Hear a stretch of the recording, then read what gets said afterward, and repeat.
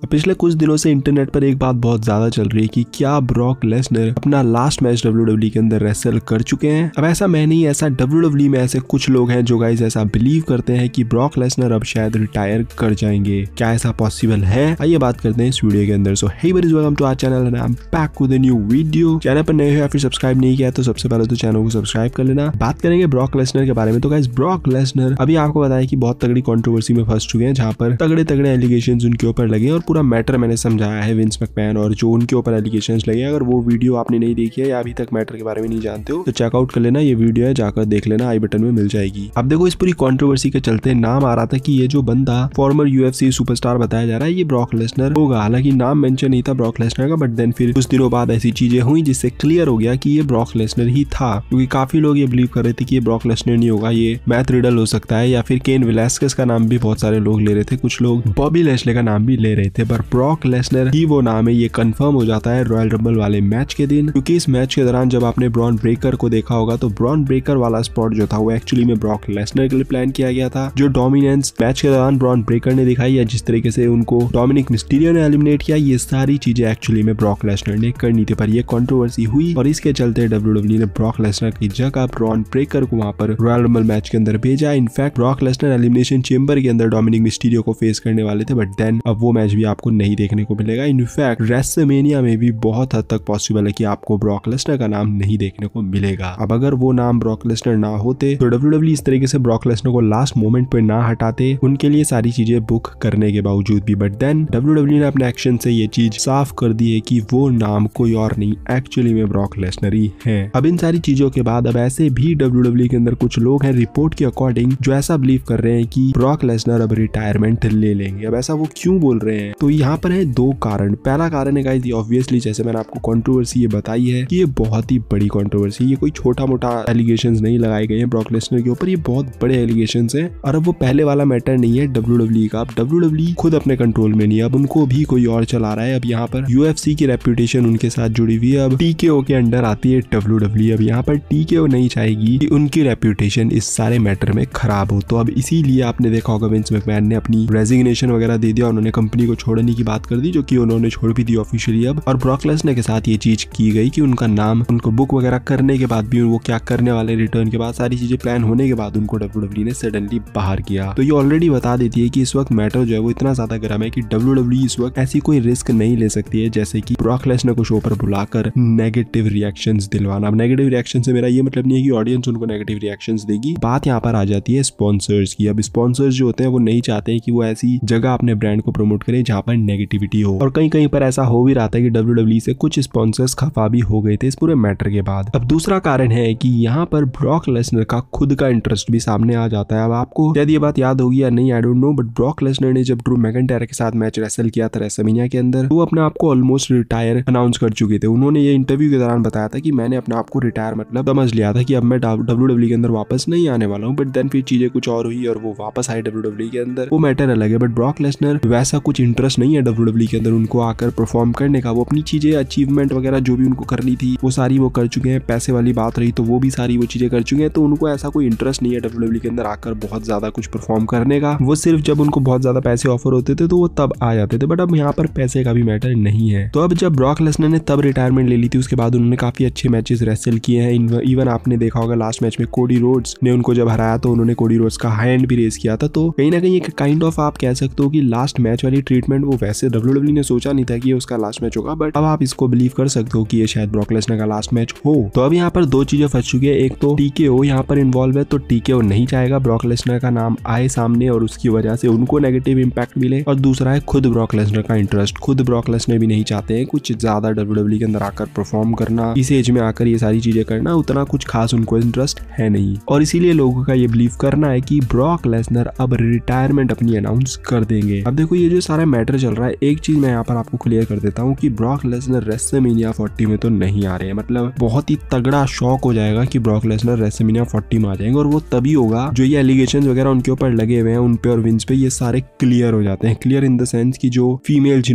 जो farmer employ जिन्होंने उनके ऊपर एलिगेशंस वगैरह लगाए हैं, ये सारे गलत अगर प्रूव हो जाते हैं, अगर ये दोनों नॉट गिल्टी पाए जाते हैं, तो उस केस में ही ऐसा हो सकता है। बट अब बात सारी है कि इस पूरे मैटर में विंस मैकमैन भी इन्वॉल्व है, और पास्ट में सबको पता है कि विंस मैकमैन मैकमैन ने क्या क्या चीजें करी है, तो काफी हद तक ये भी पॉसिबल माना जा रहा है कि ये सारे एलिगेशन सच हैं या फिर एटलीस्ट इसमें से मोस्ट ऑफ द एलिगेशन सच निकले। और अगर ऐसा है तो फिर वापसी ब्रॉक लेसनर की रेसलमेनिया 40 में तो नहीं हो रही है। अब क्या इन फ्यूचर ब्रॉक लेसनर वापस आ सकते हैं, ये एक इंटरेस्टिंग सवाल है। मेरा ओपिनियन ये है कि WWE में यू कैन नॉट से नेवर, कोई भी चीज में आप ये नहीं कह सकती कि ये चीज तो कभी हो ही नहीं सकती। कोफी किंगस्टन कभी वर्ल्ड चैंपियन नहीं बन सकता, सीएम पंक कभी WWE में वापस नहीं आ सकता, अंडरटेकर की रेसलमेनिया में कभी स्ट्रीक एंड नहीं हो सकती, स्टोन कोल्ड के बाद WWE पूरी तरीके से डूब जाएगी। मतलब बहुत सारी बातें जो है वो WWE के पास में हमने देखा है जहां पर हमने नेवर वर्ड यूज किया है, बट देन वो इन फ्यूचर जाकर गलत प्रूव हुए हैं क्योंकि ये सारी चीजें हुई हैं। तो अब क्या मेरे कहने का ये मतलब है कि ब्रॉक लेसनर वापस आएंगे? तो मेरा जो कंक्लूजन है इन सारे मैटर के बाद, तो वो दो ही चीजें हैं यहाँ पर। देखो, अगर ये सारी चीजें क्लियर हो जाती है और अगर ये एलिगेशंस गलत निकलते हैं, झूठ निकलते हैं, तो उस केस में ब्रॉक लेसनर 200% वापस आएंगे। जब ये मैटर क्लियर हो जाएगा वो तभी वापस आ जाएंगे। बट देन अगर इस मैटर में सच्चाई है, अगर इस मैटर की एलिगेशंस जो उनके ऊपर लगाए हैं अगर वो गिल्टी पाए जाते हैं, विंस मैकमैन गिल्टी पाए जाते हैं, ब्रॉक लेसनर गिल्टी पाए जाते हैं, तो उस केस में ब्रॉक लेसनर वापस एटलीस्ट अभी 1-2 सालों तक तो आपको नहीं देखने को मिलने वाले हैं। ये तो मतलब आप फैक्ट समझ लो, बिकॉज ये जब अभी ये सिर्फ एलिगेशंस लगे हैं तो ऐसी चीज हुई है। जब ये एलिगेशंस प्रूव्ड हो गए ना, अगर बहुत तगड़ी हीट मिलेगी WWE को, विंस मैकमैन को, इवन ब्रॉक लेसनर को, तो उस केस में WWE ब्रॉक लेसनर को वापस लाने की नहीं सोचेगी। तो इसलिए 1-2 सालों तक एटलीस्ट ब्रॉक लेसनर आपको देखने को नहीं मिलेंगे। क्या फ्यूचर में देखने को मिलेंगे? You never say never. जब ये मैटर ठंडा हो जाएगा, थोड़ा सा मतलब नॉर्मल हो जाएगा, इस टॉपिक के बारे में लोग बात करनी बंद कर देंगे 1-2 साल बाद, 3 साल बाद लेट्स से, तो तब आपको किसी स्पेशल अपीयरेंस करते हुए या फिर कोई एक आधा मैच रेसल करने के लिए अगर ब्रॉक लेसनर फिट इनफ हुए तो वो आ सकते हैं। हालांकि उनकी जगह अगर कोई और होता तो मैं तो ये बोल देता कि भाई ये बंदा कभी वापस ही नहीं आ सकता। बट क्योंकि ये वो बंदा है जो कि कितना तगड़ा ड्रॉ है ये सबको पता है, तो इसीलिए WWE इसके बारे में सोच सकती है वापस लाने के बारे में, बट अभी नहीं। जब पूरा मैटर शांत हो जाएगा, जिसमें बहुत टाइम लगेगा डिपेंडिंग ऑन ये पूरा मैटर कैसे जाने वाला है, क्या क्या चीजें और बाहर आने वाली है, क्या सारी चीजें होने वाली है, ये सारी चीजों के बाद ही पता चलेगा कि ये मैटर कितना लंबा खींचने वाला है, या जो इसमें जो होता है ना आग के बाद थोड़े टाइम तक धुआं रहता है, तो वो धुआं कितने समय तक रहने वाला है ये सिर्फ देख कर ही हमें पता चल सकता है। हम यहाँ से आइडिया नहीं लगा सकते हैं। पर हाँ, जाते जाते इतना जरूर बोलूंगा कि ये मैटर इतना बड़ा है, ये एलिगेशंस इतनी बड़ी है, और क्योंकि अब TKO इन्वॉल्व है, तो अगर ब्रॉक लेसनर आपको दोबारा WWE के अंदर देखने को नहीं मिले तो इसमें आप सरप्राइज या हैरान बिल्कुल भी मत होना, बिकॉज ये भी काफी हद तक पॉसिबल है।